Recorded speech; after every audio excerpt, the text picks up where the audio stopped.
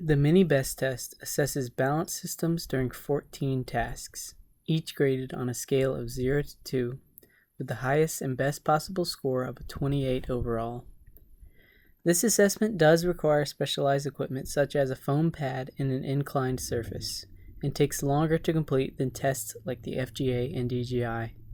However, unlike those tests, this assessment evaluates APAs, APRs, static sensory balance, and dynamic gait balance, which all help to evaluate areas of focus for rehab. A score of 20 or less indicates a risk for falls. To detect a clinical change in function, a change in score of at least 4 points must be observed. Other normative values in MCIDs are known in those with Parkinson's, post-stroke, and vestibular issues. Hi, I'm Johnny. I'll be your student physical therapist today. So what we're going to do is go through what's called the mini BEST test, and that's going to look at balance and kind of your fall risk. So for this first one, what I want you to do is we're going to do a sit to stand. So you're going to just stand up when I tell you, and I want you to cross your arms over your chest like this. Try not to use your hands to get up if you don't have to, and try not to let your back of your legs touch the chair. Okay? Go ahead when you're ready. Good job. Okay, so this next test, what we're going to do is have you go up on your toes like this. Your heels are going to come off the ground. So I want your feet shoulder width apart, hands on your hips like this. And we're going to go up, and I'm going to count to 3, and I want you to hold it as high as you can for 3 seconds. Good. Ready, go. 1, 2, 3, and down. All right, so for this test, what we're going to be looking at is how well you can stand on one leg. So we'll have you, for the first one, stand on your right leg, and we're going to go for at least 20 seconds if you can. Okay. And I want you also not to make sure that your other leg doesn't touch your standing leg or the chair or anything like that. All right. All right, ready, and go. And stop. Good job, you can rest. And we'll go with the other leg. Same thing. And go. All right, we're going to do that one more time each leg.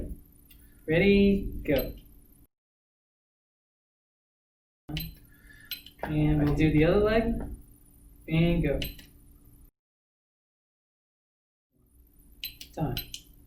Relax. Good job.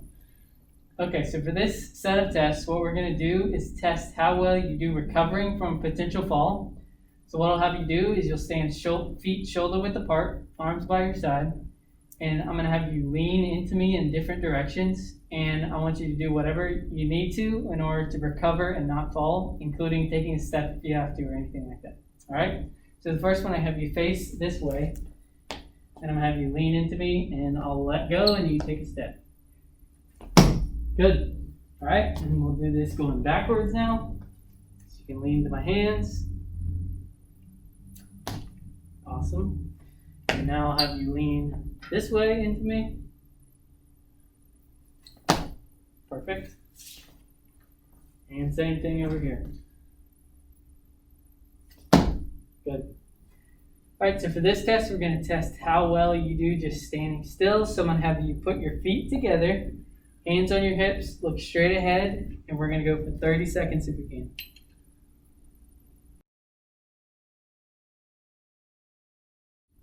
And time. Good job.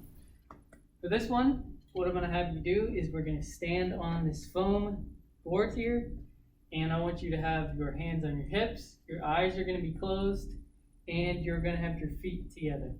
Okay? All right, so we're going to hold that for 30 seconds. Try and hold your balance when you're ready.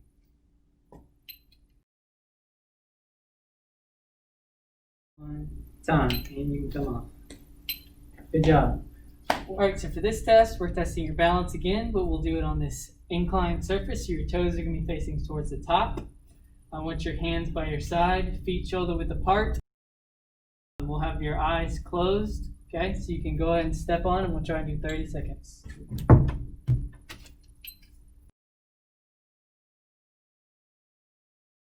And relax. You can step off.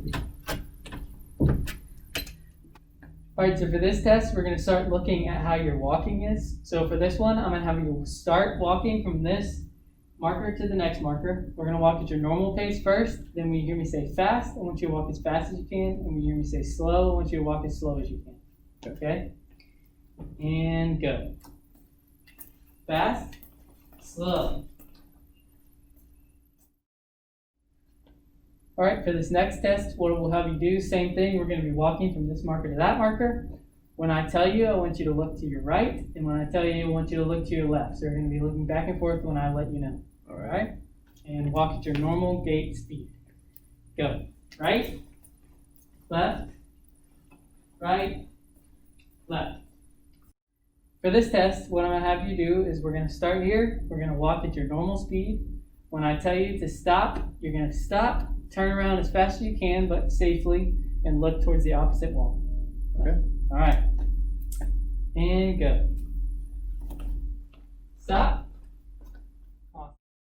All right, so for this next test, we're looking at walking again, and I'm going to have you walking straight forward from this mark to the next, and we're going to have to step over this box. Okay. I want you to do that safely. Step over and not around it, and keep walking. All right.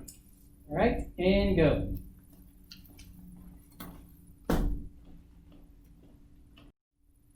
Okay, so for this test, what I'm going to have you do is we're going to start off sitting in the chair. I'm going to have you stand up. Don't use your arms. You're going to walk at a normal speed to the marker, turn around, and sit down, back down in your chair. All right. All right, you ready? When I say go. And go.